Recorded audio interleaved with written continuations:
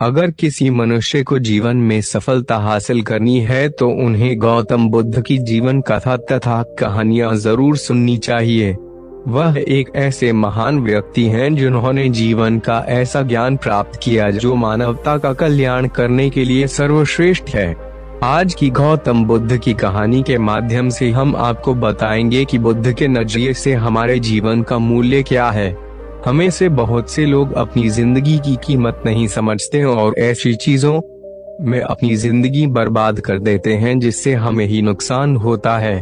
कुछ लोग शराब के पीछे, कुछ लड़कियों के पीछे और कुछ पैसों के पीछे अपना पूरा जीवन बर्बाद कर देते हैं।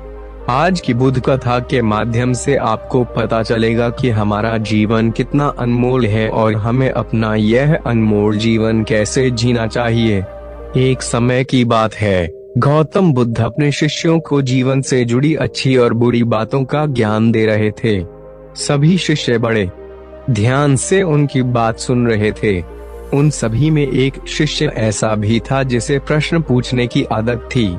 वह उठकर गौतम बुद्ध के पास गया और उनसे बोला, आप हमें जीवन के बारे में जो कुछ भी सिखा रहे हैं उसका क्या फायदा, क्योंकि हमें से कई बच्चे तो यह भी नहीं जानते कि हमारे जीवन का मूल्य क्या है और यह जीवन कितना कीमती है हमारे लिए है।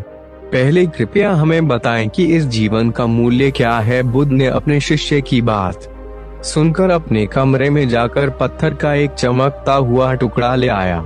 मैं तुम्हें इस जीवन का मूल्य तब बताऊंगा जब तुम्हें इस पत्थर का सही मूल्य पता चलेगा, उन्होंने कहा और टुकड़ा अपने शिष्य को दे दिया। आप भी इस पत्थर के टुकड़े को किसी को नहीं बेचे। शिष्य गौतम बुद्ध की बात मानकर बाजार की ओर चले गए।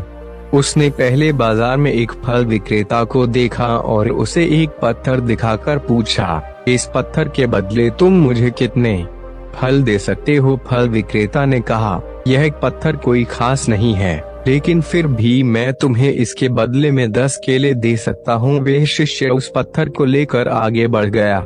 तभी उनकी मुलाकात एक सब्जी बेचने वाले से हुई। शिष्य ने सब्जी विक्रेता से पत्थर की कीमत पूछी। इस पत्थर की कीमत के बदले में तुम्हें अधिक से अधिक सब्जियों से भरा एक थैला दे सकता हूँ। सब्जी विक्रेता ने पत्थर को ध्यान से देखा। उस पत्थर को लेकर शिष्य एक सोने के व्यापारी के पास गया। पत्थर के उस टुकड़े की चमक देखते ही सुनार ने उसकी कीमत 100 सोने के सिक्के लगा दी। जब शिष्य ने टुकड़ा बेचने से इनकार कर दिया तो सुनार बदले में 200 सोने के सिक्के देने पर सहमत हो गया, लेकिन शिष्य ने वह पत्थर नहीं बेचा। इसके बाद शिष्य एक हीरे के व्यापारी के पास गया और पत्थर का टुकड़ा उसके सामने रख दिया। जैसे ही हीरे के व्यापारी ने उस पत्थर को देखा, उसने एक साफ कपड़ा बिछाया, उस पर पत्थर रखा, फिर उसकी परिक्रमा की और हाथ जोड़कर पत्थर को कपड़े में लपेटते हुए कहा, तुम जिसे साधारण समझ रहे हो उसकी कीमत पूछ रहे हो पत्थर, दरअसल यह एक बहुमूल्य माणिक है। ऐसा माणिक हर किसी को नहीं मिलता। अगर मैं अपना सब कुछ बेच भी दूं तो भी मैं उसकी कीमत नहीं चुका सकता। उस व्यापारी की बातें सुनकर शिष्य आश्चर्यचकित रह गया। वह भागता हुआ सीधा बुद्ध के पास आया और बाजार में जो कुछ भी हुआ उसे बताया। उसकी आश्चर्यचकित बातें सुनकर गौतम बुद्ध बोले, तुम्हारे प्रश्न का उत्तर इस माणिक के मूल्य में ही छिपा है।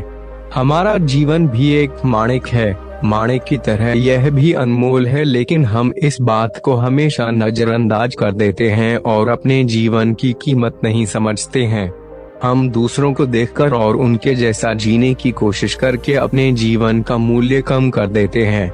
हम सोचते हैं कि हमारे जीवन का मूल्य वही है जो दूसरे हमें बताते हैं, लेकिन हमेशा याद रखें कि दूसरा व्यक्ति आपको अपनी स्थिति, बुद्धि और समझ के अनुसार महत्व देता है।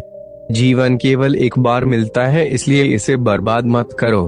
अपने जीवन को उतना ही मूल्यवान समझें जितना आप अपने बैंक में मौजूद पैसों को मानते हैं।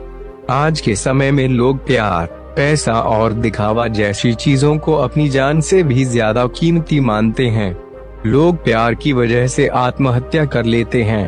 पैसे के नाम पर वो ऐसे काम करने लगते हैं जिससे उनकी जिंदगी बर्बाद हो जाती है। नाम कमाने के नाम पर वो गलत काम करने लगते हैं। हमेशा याद रखें कि दिखावा करना जरूरी नहीं है। प्यार दोबारा पाया जा सकता है, पैसा दोबारा कमाया जा सकता है, लेकिन जिंदगी दोबारा नहीं पाई जा सकती। इसलिए अपना अनमोल जीवन अच्छे से जिएं, हर सेकंड का आनंद लें। कभी यह मत सोचो कि तुम इस दुनिया में किसी काम के नहीं हो। यह कभी मत सोचो कि तुम्हारा जीवन निरर्थक है।